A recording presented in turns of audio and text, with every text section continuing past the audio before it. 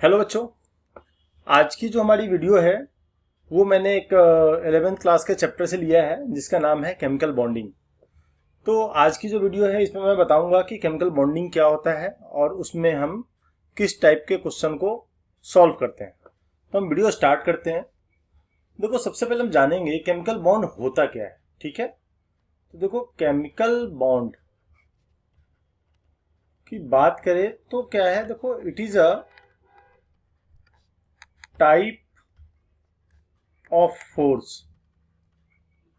ठीक है, it is a type of force which hold the constituents atoms in a molecules or compounds।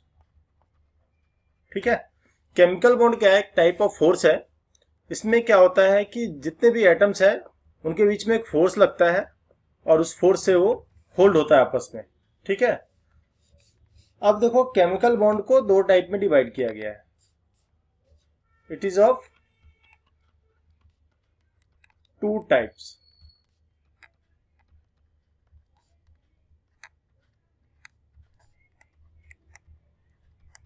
Ionic bond and covalent bond. Okay, तो ionic bond के बारे में जानेंगे। Ionic bond होता क्या है? तो आयनिक बॉन्ड का मतलब होता है कि देखो that bond which is formed by lose और गेन ऑफ इलेक्ट्रॉन। ठीक है, आयनिक बॉन्ड में क्या होता है, लूज और गेन ऑफ इलेक्ट्रॉन से आयनिक बॉन्ड बनता है। अब यहाँ पे हम बात करते हैं आयनिक बॉन्ड है तो आयनिक कंपाउंड की बात करेंगे। तो आयनिक कंपाउंड के लिए देखो कंडीशन क्या होता है कि one metal plus non metal equal to ionic compound. ठीक है, यानी कि देखो आयनिक कंपाउंड्स के लिए metal plus non metal equal to ionic compounds होता है हमारा। यानी कि एग्जांपल लेते हैं, जैसे फॉर एग्जांपल Na है और क्लोरीन की बात करें तो Cl2। तो यहाँ पे जो कंपाउंड बना NaCl, तो NaCl देखो आयनिक कंपाउंड्स है। देखो अब होता क्या है, यहाँ पे सोडियम ने एक इलेक्ट्रॉन लूज किया तो Na+1 में कन्वर्ट कर दिया।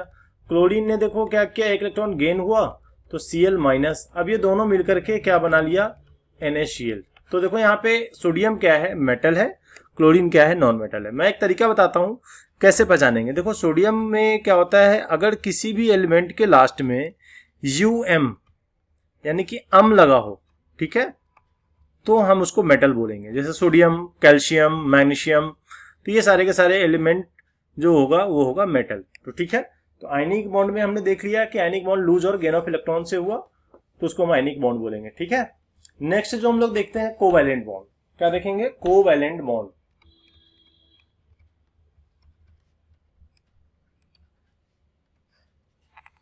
कोवैलेंट बॉन्ड में क्या होता है कि यहां पे देखो that bond which is formed by sharing of electron. ठीक है, formed by sharing of electron. अब इसमें इसके लिए देखो कंडीशन क्या होता है, आयनिक बॉन्ड यानी कि आयनिक कंपाउंड के बीच में होगा। तो when two non metal chemically combine, जैसे non metal plus non metal equal to covalent compounds. Example for example C+O2 CO2। अब इनके बीच में जो बॉन्ड होगा वो कोवैलेंट बॉन्ड होगा। ठीक है, अब हम इसको देखेंगे कि इसके बीच में कौन सा बॉन्ड होगा। देखो कोवैलेंट बॉन्ड को हमने 3 टाइप में डिवाइड किया गया है। कोवैलेंट को 3 टाइप में, single covalent bond, double covalent bond and triple covalent bond. Clear? Triple में देखो 3 लाइंस है, डबल में 2 लाइंस, सिंगल में 1 लाइन। सिंगल का मतलब 2 इलेक्ट्रॉन, डबल का मतलब 4 इलेक्ट्रॉन और ये आपस में 6 इलेक्ट्रॉन। ठीक है, तो इस तरीके से हम लोग कोवेलेंट बॉन्ड का टाइप्स हमने देखा। अब हम लोग एग्जांपल इसका देखते हैं कि सिंगल, डबल और ट्रिपल के एग्जांपल हम लोग लेते हैं, ठीक है। तो सिंगल का जो एग्जांपल लेंगे सिंगल कोवेलेंट बॉन्ड का, तो देखो हम लोग सिंगल कोवेलेंट बॉन्ड, यहाँ हेडिंग में डाल रहा हूं सिंगल कोवेलेंट बॉन्ड। तो देखो एग्जांपल ले रहे हैं, फॉर एग्जांपल Cl2 क्लोरीन। तो देखो इसका एक तरीका बताता हूं कि यहाँ पे हमें डॉट स्ट्रक्चर की नीड पड़ेगी। तो डॉट स्ट्रक्चर में क्या होता है कि नंबर ऑफ डॉट्स वो equal to number of valence electron, ठीक है। तो क्लोरीन का देखो एटॉमिक नंबर 17 है, तो 2,8,7 यानी कि इसका 7 वैलेंस इलेक्ट्रॉन है, तो यानी कि 7 हमें डॉट्स देने पड़ेंगे, ठीक है, एक क्लोरीन का। तो देखो अब हमने यहाँ लिख दिया 1 क्लोरीन, फिर यहाँ लिख दिया 1 क्लोरीन। अब देखो 1 क्लोरीन में हमें 7 डॉट देना है, तो इसमें भी 7 देना है, इसमें भी 7 देना है। तो अब देखो इसको कैसे डॉट देंगे। अब 7 डॉट है, तो देखो इसका एक ट्रिक अपनाना कि इसमें कैसे करेंगे। देखो हमेशा कोई भी एलिमेंट है आपस में जो बॉन्ड बनाता है ना, तो उसका पर्पस क्या होता है कि ऑक्टेट फॉर्मेशन पूरा करना। तो देखो 7 है, तो 7 को 8 पूरा करना कितना चाहिए, 1 चाहिए, तो हमने 1 दे दिया बीच में, ठीक है, 1 डॉट। बाद बाकी तुम 6 कहीं भी दे सकते हो, यानी टोटल हमने 7 डॉट दे दिया। ठीक इस क्लोरीन का भी करेंगे, 2, 4, 6। अब देखो आपस में देखो 7 तो इसके पास था ही, इसको 8 पूरा कर 1 चाहिए, तो इसने आपस में इससे लेके शेयरिंग कर लिया। दूसरे के साथ ने भी ऐसे किया, यानी कि दोनों ने आपस में शेयर करके क्लोरीन के बीच में सिंगल बॉन्ड आ गया, यानी कि 2 इलेक्ट्रॉन आपस में इसने शेयर किया, एक उससे एक उससे, ठीक है। इसी तरीके से हम बात करते हैं डबल बॉन्ड की, ठीक है। तो देखो डबल बॉन्ड में क्या होता है, जैसे एग्जांपल हम लेते हैं O2, तो O का देखो यहाँ पे 8 होता है, एटॉमिक नंबर 2,6। तो देखो 6 इसका वैलेंस इलेक्ट्रॉन है, तो 6 डॉट हमें देना है, ठीक है। तो यहाँ देखो O। अब देखो वही ट्रिक अपनाएंगे ना, 6 को 8 पूरा करना कितना चाहिए, 2, तो 2 हमने बीच में दे दिया, बाद बाकी 4 हमने कहीं भी दे दिया। टोटल हमने एक ऑक्सीजन के ऊपर 6 देना है। तो हमने ट्रिक अपनाया ना, देखो लास्ट में जो वैलेंस इलेक्ट्रॉन होगा उसको देखेंगे कि 8 माइनस कितना आ रहा है, उतना हम बीच में देंगे, यानी कि ये बॉन्ड पेयर्स है। तो इसका भी देखो सेम चीज, दोनों ऑक्सीजन ही है। अब देखो आपस में इसने क्या किया, दो आपस में शेयरिंग करके इसने 8 इलेक्ट्रॉन पूरा कर लिया, यानी कि इसके बीच में डबल बॉन्ड, यानी कि ये डबल बॉन्ड को शेयर करता है। अब देखो थर्ड जो हम लोग देख रहे हैं ट्रिपल बॉन्ड। ट्रिपल बॉन्ड में देखो क्या होता है, एग्जांपल में लेते हैं N2। N का देखो 7 होता है, 2,5। अब यहाँ पे N लिया, यहाँ भी N लिया। अब देखो यहाँ पे 5 है वैलेंस इलेक्ट्रॉन, तो इसके 5 डॉट देना है हमें एक नाइट्रोजन पे। अब 5 को 8 पर 3 चाहिए ना, तो हमने बीच में दे दिया डॉट 1, 2, 3, 4, 5। फिर इधर भी दे दिया 1, 2, 3, 4, 5, ठीक है। देखो 5 था, तो यानी कि 3 इसने आपस में शेयर कर लिया, यानी कि इसके बीच में ट्रिपल बॉन्ड देखो आ जाएगा, यानी कि N ट्रिपल बॉन्ड N। तो इस तरीके से हमने कोवेलेंट बॉन्ड के टाइप्स देखा कि सिंगल, डबल एंड ट्रिपल, और तीनों का हमने देखा कि कैसे हम इसको करते हैं, ठीक है। अब देखो अगर हम किसी कंपाउंड का, मैं यहाँ पे समझाने जा रहा हूँ कि अगर मुझे किसी कंपाउंड का लिखना हो तो हम कैसे लिखेंगे। फॉर एग्जाम्पल अगर CO2 का ही लिखना हो, तो CO2 का लिखना है तो देखो क्या करेंगे हम, सबका यहाँ पे क्या करेंगे, कार्बन का देखो 6 होता है, 2,4 हमने ले लिया। ऑक्सीजन का देखो कितना है, 8 है, तो 2,6। तो यहाँ पे जब कंपाउंड की बात करेंगे ना, तब हम क्या करेंगे, टोटल वैलेंस इलेक्ट्रॉन निकालेंगे। देखो टोटल वैलेंस इलेक्ट्रॉन, देखो टोटल कितना हो जाएगा, कार्बन तो यहाँ पे 1 ही है, तो 4, और ऑक्सीजन कितना है 6 × 2, क्योंकि 2 ऑक्सीजन है, तो टोटल वैलेंस 6 × 12 + 4 16 हो जाएगा। अब हमारे साथ देखो दिक्कत क्या आती है, हमें टोटल देखो डॉट तो 16 देना है, लेकिन इनमें कुछ तो लोन पेयर होगा, कुछ बॉन्ड पेयर होगा। बॉन्ड पेयर यानी कि जो बीच में सिंगल, डबल और ट्रिपल होगा, उसके बाद बाकी जो अलावे जो बाहर की तरफ होता है वो लोन पेयर है। तो इसका मैं एक ट्रिक बता रहा हूँ कि बॉन्ड पेयर निकालने का। तो बॉन्ड पेयर इक्वल, देखो होता क्या है, जितने भी एलिमेंट है, कार्बन है, ऑक्सीजन है, इन सबका पर्पस क्या है, 8 इलेक्ट्रॉन पूरा करना, ठीक है, ऑक्टेट फॉर्मेशन पूरा करना। तो देखो total number of atom into 8 minus total valence electron, ठीक है। अब देखो टोटल नंबर ऑफ एटम कितने हैं, 2 ऑक्सीजन के और कार्बन के 1 है, तो टोटल 3 हो जाएगा। 3 × 8 और टोटल वैलेंस कितना है 16, तो कितना हो जाएगा 24 - 16, 8 हो जाएगा, यानी कि 8 तो हमें बॉन्ड पेयर हो जाएगा। तो अब हम क्या करते हैं, देखो यहाँ पे C लेते हैं, ऑक्सीजन का देख लो हम यहाँ पे O ले रहे हैं, यहाँ भी O ले रहे हैं। अब देखो टोटल हमें बीच में 8 देना है, तो 8 देना है, देखो हम क्या करेंगे, आपस में 1 2 3 4 5 6 7 8। देखो ऑड नंबर नहीं देना है। अब हमने देखो यहाँ पे इस ऑक्सीजन का क्या दिया, 4 तो दे दिया, 4 2 6 2 8। अब इसका 8 देखो पूरा कर लो। इसका ऑलरेडी देखो सेंटर वाले का 4 4 इधर दोनों 8 पूरा है। सेम इसका। अब देखो टोटल डॉट हमारे उतने ही होने चाहिए, 16 1 2 3 4 5 6 7 8 9 10 11 12 to 14 to 16। अब देखो सबको 8 8 पूरा हो रहा है, 8 8 एंड 8। तो इस तरीके से देखो हम लोग इस ट्रिक का यूज करके हम लोग क्या कर सकते हैं, किसी का भी डॉट स्ट्रक्चर लिख सकते हैं। एक और मैं यहाँ पे समझा दे रहा हूँ।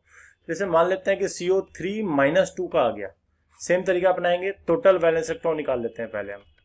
कार्बन का 4 होता है, ऑक्सीजन का 6 × 3 और 2 इलेक्ट्रॉन ये आपस में ये क्या हो रहा है, गेन भी कर रहा है। तो देखो कितना हो जाएगा, 4 + 18 + 2 तो 24 डॉट हमें देना है टोटल। अब सेम तरीका कि बॉन्ड पेयर्स इसमें कितने होंगे। तो देखो टोटल नंबर ऑफ 8 कितना है, टोटल नंबर ऑफ एटम 4 है, 3 तो ऑक्सीजन का है और 1 कार्बन का है। सबको 8 पूरा करना है और माइनस टोटल वैलेंस इलेक्ट्रॉन 24। तो 32 - 24 कितना हो जाएगा, 8। यानी कि यहाँ भी हमें 8 देना है। तो हम क्या करेंगे, COO लिख दिया। 8 का मतलब 2 2 देंगे तो 6 ही हो जाएगा। तो एक जगह हम 4 दे देते हैं और एक जगह हम 2 2 दे देते हैं, ठीक है। और इस ऑक्सीजन का देखो 8 8 पूरा कर लेते हैं, 2 4 6 8। कार्बन का देखो ऑलरेडी पूरा है। इस ऊपर वाले ऑक्सीजन का देख लेते हैं, 4 तो पहले से ही है, 6 7 8। इधर भी 2 4 6 8। अब देख लो टोटल डॉट हमारा 24 है। और क्योंकि देखो डॉट जब तक 24 के बराबर नहीं आएगा हमारा ऑक्टेट फॉर्मेशन तो होगा ही नहीं, चाहे हम कैसे भी कुछ भी करें। अब देखो 2 4 6 8, ठीक ना। और देखो 2 4 6 8, 2 4 6 8। यानी कि जो स्ट्रक्चर हमारा बना, C double bond O single bond O single bond O। और जो हमारा लोन पेयर है, देखो बाहर की तरफ जो होता है लोन पेयर होता है। लोन पेयर का मतलब होता है that electron pair which do not participate in bond formation, ठीक है। तो इस तरीके से हम लोगों ने इसका डॉट स्ट्रक्चर देखा। तो कंपाउंड का भी देखा हमने, मॉलिक्यूल्स का भी देखा। तो ये सारे हमने देख लिया। अब हम लोग जो हमारा नेक्स्ट टॉपिक है वो है फॉर्मल चार्ज, ठीक है। फॉर्मल चार्ज को हम लोग शॉर्ट फॉर्म में FC से लिखते हैं। फॉर्मल चार्ज होता क्या है, देखो फॉर्मल चार्ज इक्वल टू हम फॉर्मूला लेंगे valence electron minus lone pair minus bond pair upon 2। Formal charge का मतलब क्या होता है, मान लो अगर कोई भी मॉलिक्यूल्स है O2 O3 या CO3 - 2, तो उसमें जो इंडिविजुअल एटम्स है ना उसके ऊपर इंडिविजुअल चार्ज निकालना, ठीक है। तो फॉर्मल चार्ज हम कैसे निकालेंगे, देखो हम एग्जांपल O3 का ले रहे हैं। O3 का सबसे पहले आपको क्या करना पड़ेगा, टोटल वैलेंस इलेक्ट्रॉन निकालना पड़ेगा। टोटल वैलेंस इलेक्ट्रॉन कितना निकालोगे, ऑक्सीजन का 6 होता है तो 6 × 3 18 डॉट्स देना पड़ेगा। वही ट्रिक अपनाएंगे। बॉन्ड पेयर इसका कैसे लेंगे, देखो टोटल नंबर ऑफ एटम 3 × 8 - 18, ठीक है। 24 - 8 कितना हो जाएगा, 6। यानी कि 6 तो बॉन्ड पेयर है। अब इसका देखो हम बनाते हैं, तो 6 है तो देखो क्या करेंगे, OO तीनों ऑक्सीजन में लिख लिया। तो बीच में एक जगह क्या देना पड़ेगा, 4 देना पड़ेगा, एक जगह में 2 देना पड़ेगा, ठीक है। यानी कि जो इसका स्ट्रक्चर है 2 4 6 2 8 2 4 6 2 8 2 4 6 2 8, ठीक है। यानी कि देखो सबका ऑक्टेट पूरा है। तो यहाँ पे यानी कि ये हो जाएगा, एक तो डबल बॉन्ड आ जाएगा, एक सिंगल बॉन्ड आ रहा है, बाद बाकी हमारा लोन पेयर ये हम दे रहे हैं, ठीक है। 2 4 6 8। अब देखते हैं इसको कैसे करेंगे। देखो इसको लेबलिंग कर लेते हैं, 1, इसको 2, इसको 3। अब देखते हैं FC फर्स्ट कार्बन पे, फर्स्ट ऑक्सीजन पे वैलेंस इलेक्ट्रॉन कितना है, 6 होता है ऑक्सीजन का। अब इसमें देखो लोन पेयर कितना है, 1 2 3 4। फर्स्ट वाले का देखो 4 माइनस बॉन्ड पे भी डबल बॉन्ड है तो मतलब 4 इलेक्ट्रॉन्स, 4/2। तो यहाँ क्या हो जाएगा, 2 - 2 0, क्योंकि यहाँ पे देखो इक्वल है, 4 लोन पेयर है और 4 बॉन्ड पेयर, तो यहाँ 0 चार्ज हो जाएगा, ठीक है। FC अगर सेकेंड पे निकालते हैं तो देखो यहाँ भी सेम 6, वैलेंस इलेक्ट्रॉन 6 ही होगा। लेकिन यहाँ पे लोन पेयर देखो कितना है, 2 ही है, और बॉन्ड पेयर कितना है, डबल बॉन्ड इधर है और सिंगल बॉन्ड इधर है, तो 6 हो जाएगा, 6/2। तो 4 - 3 कितना हो जाएगा, देखो +1 आ जाएगा। तो यहाँ पे हमारा चार्ज आ गया +1।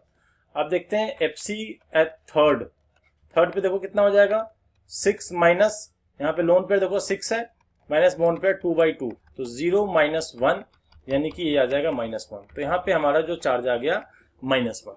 यानी कि हमने यहाँ पे तीनों पे अलग अलग चार्ज निकाला, ठीक है। यानी कि इस पे देखो यहाँ पे 4 लोन पेयर था, 4 बॉन्ड पेयर था, तो यहाँ पे देखो कैंसिल आया, 0 चार्ज आया, ठीक है, फॉर्मल चार्ज।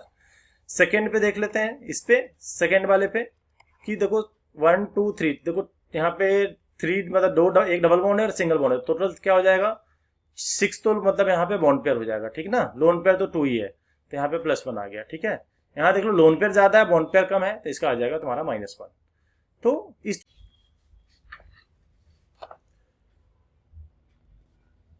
तो बच्चों अभी हमने देखा कि हमारा जो फॉर्मल चार्ज था कि हम फॉर्मल चार्ज कैसे निकालते हैं, ठीक है। तो अब देखो फॉर्मल चार्ज के बारे में थोड़ा सा मैं बता दूं ये कि ये करता क्या है।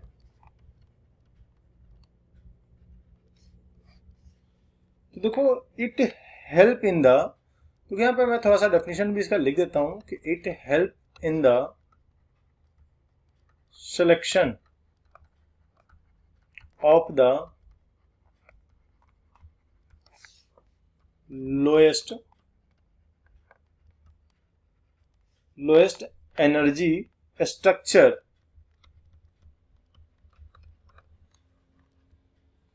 ठीक है from the structure.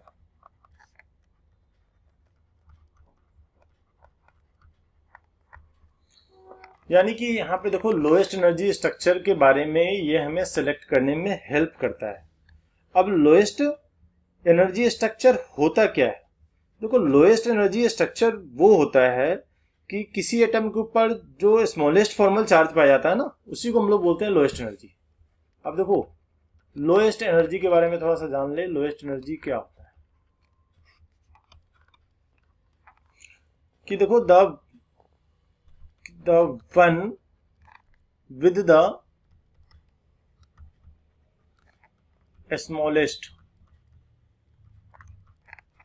Formal charge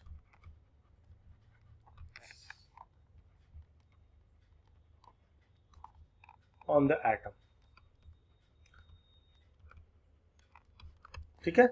यानी कि जब हम इसका फॉर्मल चार्ज निकालते, जब भी हमने पीछे O3 में निकाला था तो सभी पे अलग अलग चार्ज आया था, किसी पे -1 आया था, किसी पे 0 आया था, किसी पे +1 आएगा।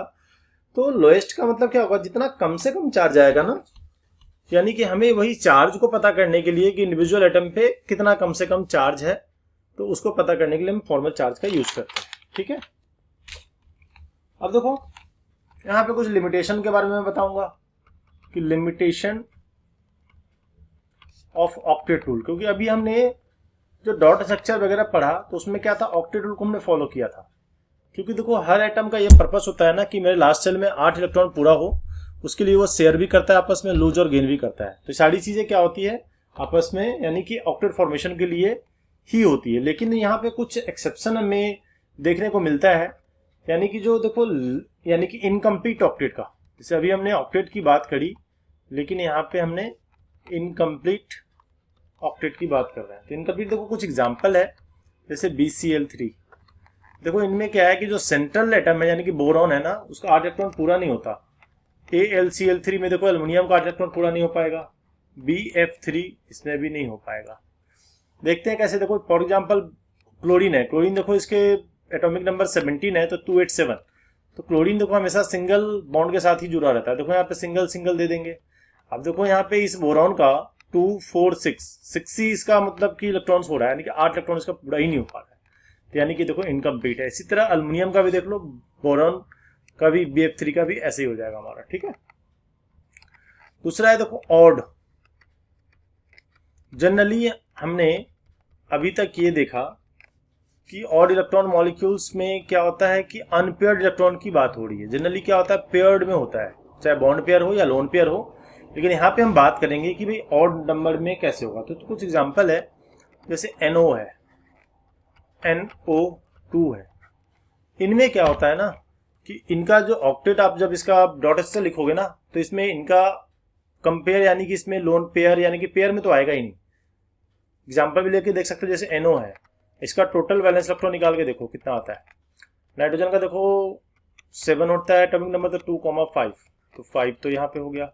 और ऑक्सीजन 2,8 यानी कि 6 है, देखो टोटल 11 आ गया। टोटल वैलेंस इलेक्ट्रॉन 11 यानी कि टोटल डॉट भी हमें 11 ही देना है। अब देखो मैंने ट्रिक एक बताया था कि कैसे हमें करना है। ट्रिक बताया था कि बॉन्ड पेयर्स निकालने के लिए हमने बताया था कि देखो total number of atom 2 × 8 minus total valence electron, यानी कि कितना 16 - 11 5। अब अगर NO को लिखते हैं तो 5 हम कैसे देंगे? ज्यादा यहाँ पे क्या दे सकते हैं, 4 दे सकते हैं। एक बात बता रहा हूँ, तो यहाँ पे कहीं ना कहीं देखो 5 आ रहा है बीच में, यानी कि पेयर्ड नहीं हो रहा है, यानी कि ये ऑड इलेक्ट्रॉन्स मॉलिक्यूल्स का एग्जाम्पल है। ठीक है, नेक्स्ट है एक्सेप्शन, एक्सपेंडेड ऑक्टेट।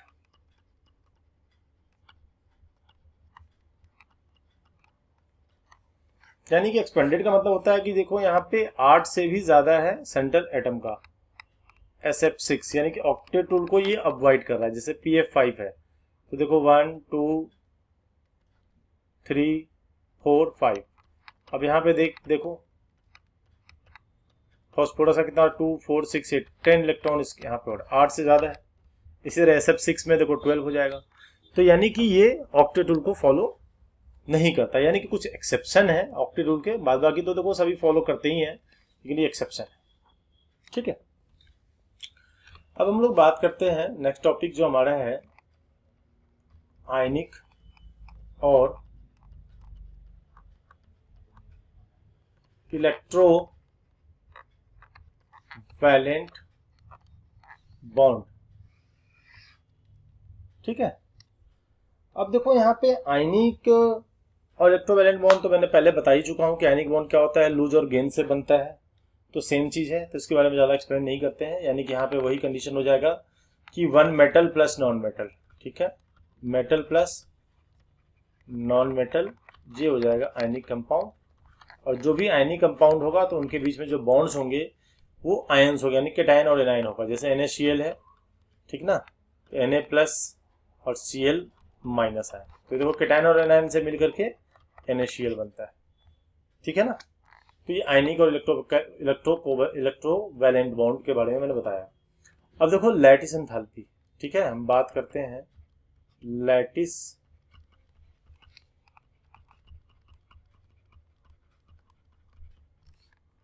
एंथैल्पी। देखो लैटिस एंथैल्पी होता क्या है, लैटिस एंथैल्पी में क्या होता है कि देखो एक कोई आयनिक कंपाउंड है, अगर उसको गैसियस कंस्टिट्यूएंट्स आयन में ब्रेक करना, इसको लैटिस एंथैल्पी, यानी कि अगर डिफाइन करेंगे तो देखो the energy required to completely separate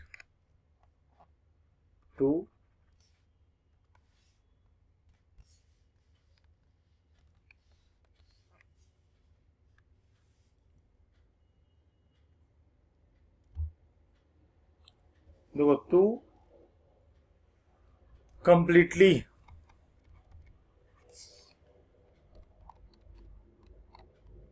separate 1 mole of a solid ionic compound into gaseous constituents ion।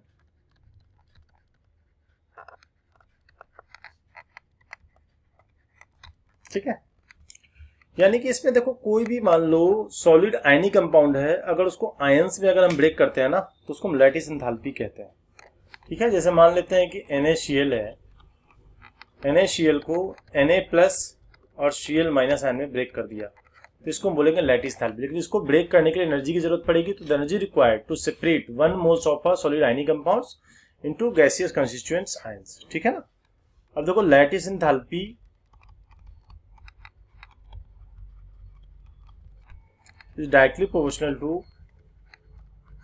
charge on the ions। जितना ज्यादा चार्ज होगा ना उतनी लैटिस एंथैल्पी की नीड ज्यादा होगी, यानी कि देखो जितना बड़ा कंपाउंड होगा उतना ही हमें अमाउंट ऑफ एनर्जी की नीड ज्यादा होगी उसको ब्रेक करने के लिए, और inversely proportional to size of atoms. देखो एटम का साइज जितना बड़ा होगा ना लैटिस एंथैल्पी उतनी ही कम होगी, क्योंकि बड़ा होगा तो अपने आप ही ब्रेक हो जाएगा, छोटा होगा तो उनके बीच में फोर्सेस काफी ज्यादा होंगे, तो लैटिस एंथैल्पी भी ज्यादा होगी उनकी। ठीक है, तो लैटिस एंथैल्पी समझ में आया। अब जो हमारा नेक्स्ट है बाउंड लेंथ के बारे में पढ़ते हैं। ठीक है, बॉन्ड लेंथ क्या होता है, देखो बॉन्ड लेंथ क्या होता है, देखो द इक्विलिब्रियम डिस्टेंस। ठीक है ना, यानी कि the equilibrium distance between the nuclei of, ठीक है, nuclei of two bonded atoms in a molecule. देखो बॉन्ड लेंथ में क्या होता है कि देखो डिस्टेंस निकालते हैं हम लोग, दो बॉन्डेड एटम है ना, उनके बीच का जो डिस्टेंस होगा उसी को हम लोग बॉन्ड लेंथ बोलेंगे। जैसे फॉर एग्जांपल देखो ये एक एटम है, एक ये, तो आपस में ये बॉन्ड बना रहा है, बॉन्ड चाहे कोई सा भी हो सकता है, तो ये जो डिस्टेंस होगा ना इसका सेंटर से, इसी को हम लोग बोलेंगे बॉन्ड लेंथ, ठीक है ना। ये हो जाएगा हमारा बॉन्ड लेंथ, ठीक है। अब देखो यहाँ पे बॉन्ड लेंथ हमने देख लिया। इसका जो एसआई यूनिट जो होता है ना, पिकोमीटर में जनरली लेते हैं बॉन्ड लेंथ का, ठीक है। एसआई यूनिट इज पिकोमीटर और 1 पिकोमीटर इक्वल टू 10⁻12 मीटर होता है, ठीक है ना। क्लियर है यहाँ पे। दूसरा देखो यहाँ पे अब इसी में क्या होता है, देखो कि जैसे कोवैलेंट रेडियस, बॉन्ड लेंथ में जैसे बात करते हैं ना, कोवैलेंट रेडियस की बात करते हैं, तो कोवैलेंट रेडियस यानी कि वो बॉन्डेड एटम के बीच में बनता है, यानी कि जो यहाँ पे लिखा है, ठीक है। दूसरा होता है वान डेर वाल रेडियस। तो वान डेर वाल रेडियस के बारे में थोड़ा जान लेते हैं। वान डेर वाल रेडियस होता क्या है।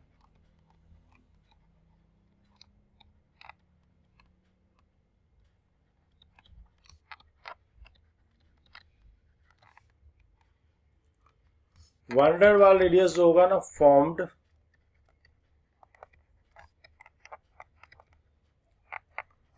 Between two non bonded atom, ठीक है। इसीलिए वान डेर वाल रेडियस जो होगा ना, कोवैलेंट रेडियस से ज्यादा बड़ा होगा। इसको मान लेते हैं हम लोग कोवैलेंट रेडियस, ठीक है, कोवैलेंट रेडियस। यानी कि देखो यहाँ पे ये एग्जांपल ले रहे हैं हम, इसके बीच का डिस्टेंस ये हो जाएगा हमारा वान डेर वाल्स रेडियस। इसलिए वान डेर वाल रेडियस जो होगा ना, हमेशा van der Waals radius is greater than covalent radius, ठीक है।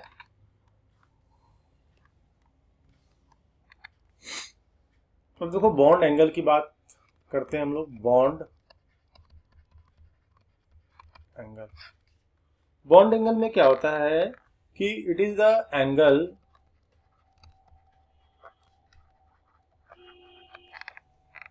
formed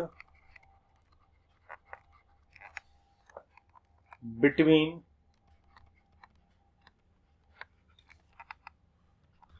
two bonds that shares a common